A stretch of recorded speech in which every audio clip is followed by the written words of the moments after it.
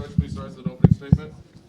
Well, great game. I thought we had a great game plan. Our guys executed. There are some plays and some margins we didn't win and plays that we didn't execute.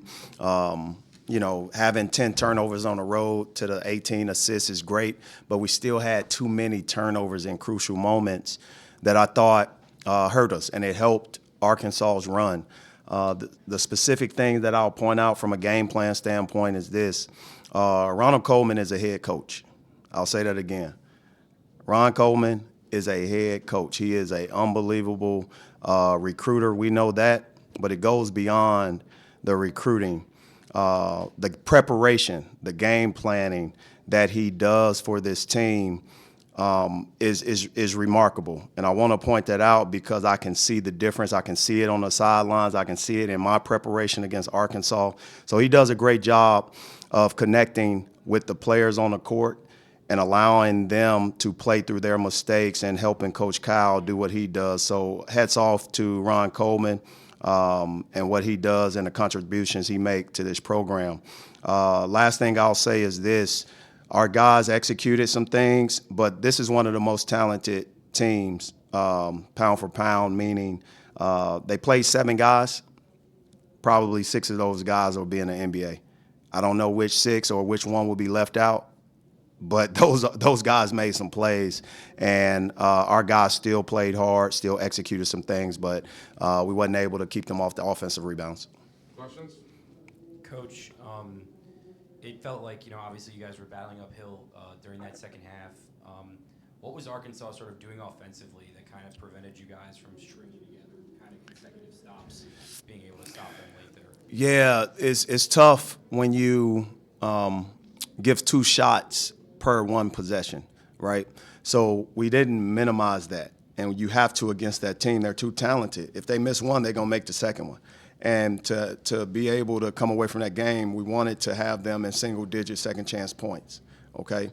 And that's one thing that we didn't do. We ended up fouling away from the basket. We wanted to minimize that, and we didn't do it. I thought they got into the bonus, and they aggressively attacked us off the dribble in situations that allowed them to get easy baskets and easy and ones.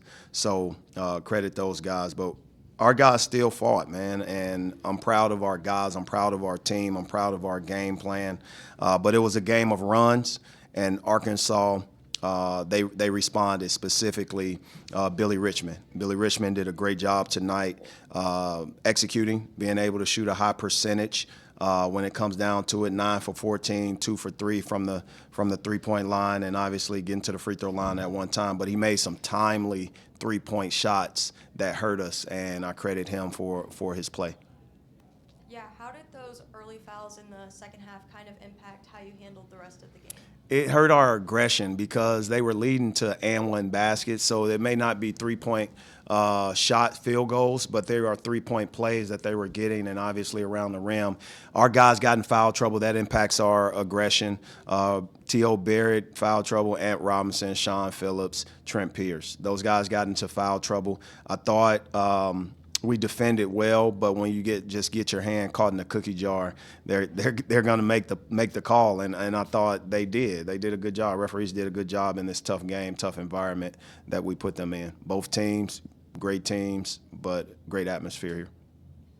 Did you feel like since your game plan was attack the paint, rim, play above and through Arkansas's front line, that it affected the quality of your guards' games? I know Stone had a better second half, but it seemed like your backcourt play maybe suffered a bit given the game plan. Well, there's no such thing when you look at a game plan. The balance of our team is specifically you got Mark Mitchell who need his touches, and Mark is a tremendous passer, playmaker. So at the end of the day, he being able to contribute how he did, not only is he responsible for 26 of his own points, but he had 8 assists and 1 turnover. So he did a great job of getting his teammates involved. So versatility-wise, he's one of the best in the country. Trent Pierce is a perimeter player. Trent Pierce ended up with 22. So from a post standpoint, Sean Phillips stepped up, was able to dominate the paint. Now, how we were scoring is two different things, and our guards were able to score in the paint as well. So with the physical drives and obviously being patient, I just thought from the standpoint of the margins, the percentages are there. We score 86 points on the road. That is a hard and difficult thing to do. We just got to get the stops, the necessary stops, and sort of stop the runs that they make. You mentioned Arkansas' second chance points. Big night there, but that's not the strength of that team.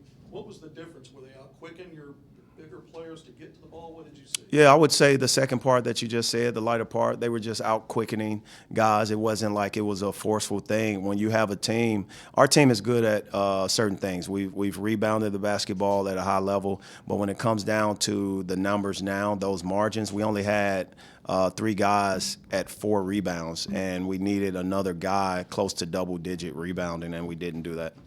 You mentioned the turnovers. T.O. had 4, Anthony Robinson had 2. You know, was there anything Arkansas was doing in particular in guarding the point of attack that made things difficult for those guys, or what did you see there? I thought it was self-inflicted turnovers that they made.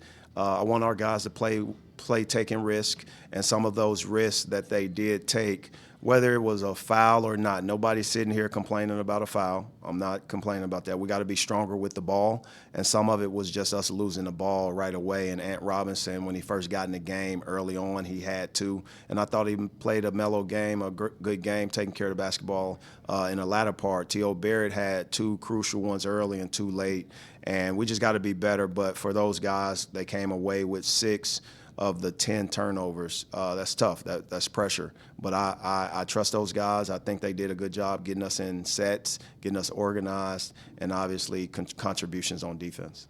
You mentioned Billy Richmond, obviously with the 21 points. You coached against him last year. Just where do you feel like you've seen him develop the most on the offensive end? Billy Richmond is confident. That's what I would tell you, his confidence. He'll be a pro. And I truly believe his athleticism is elite. His ability to score without dominating the ball is very elite. Getting out in transition is another thing. His straight line drives, he put pressure on the basket a couple times in isolations. But ultimately, when you look at his ability to have 4 assists, 3 steals, and 2 blocks, 2 or 3 blocks, that's a complete game. And if I had to guess, he would probably be the player of the game from my eyes looking into what hurt us the most. It was his contributions. Coach Trent Pierce with 12 minutes tonight. What have you seen out of him the last 2 games that's kind of helped out the team off the bench? Well, his growth, his ability to read the defenses, and obviously his length. He had 2 blocks, and obviously he altered some, but one thing he's upset about is the rebound. He had no rebounds in that game. So he's getting better timing on his jump, right? He's one play away from continuing to add more minutes, and I thought he's done a great job earning those minutes in practice and connecting with the preparation of the game. It's tough to play one team, and it's a totally different scouting report, and then you play another team. So what he's doing is using his basketball IQ and what we see as a kid growing up.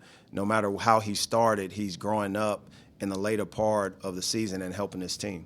Last question to Drew. Yeah, and then, Coach, you mentioned earlier this week talking about the resilience of the team. What goes into trying to help the guys bounce back after a tough game like this? Well, it's 2 things. You have to debrief and look at the mistakes, see what you can do better. You have to look in the mirror, see what you can improve on. And obviously the preparation. Is it something in the preparation that needs a tweaking or not? And ultimately, that's what it's about. As a team, I've been proud of how our guys recovered from tough losses this season. They've done a tremendous job. So we have to continue to do that. We'll debrief. I'll prepare them how I normally do. I'll look at the film, analyze it, have my meetings. Our staff will do the same. But it's a quick turnaround because we play on Tuesday. So ultimately, our off day is Wednesday. We're going to watch film and then prepare for our next opponent. We got to make sure that we keep a file on what we saw tonight because we play the same team in 2 weeks, and it's a great team and it's a team that will contend for the championship. I think Arkansas will contend for our SEC championship in the conference tournament, and they're a good ball club. All right, thanks, Coach. All right, thanks. MIZ.